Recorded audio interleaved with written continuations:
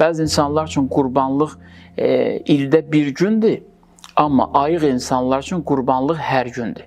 Ki, hər gün hər hansı bir hissini qurban verməlidir, hər gün hər hansı bir istəyindən keçməlidir. Misal üçün, başqa bir ayə buyurur ki, bilirsiniz bu ayəni, sevdiklərinizdən keçməyincə yaxşılığa çatmayacaqsınız.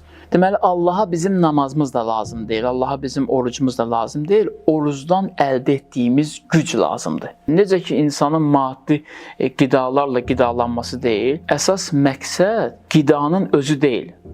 O qidadan bədən nə enerji götürəcəksə, o enerji ilə hərəkət eləyəcək.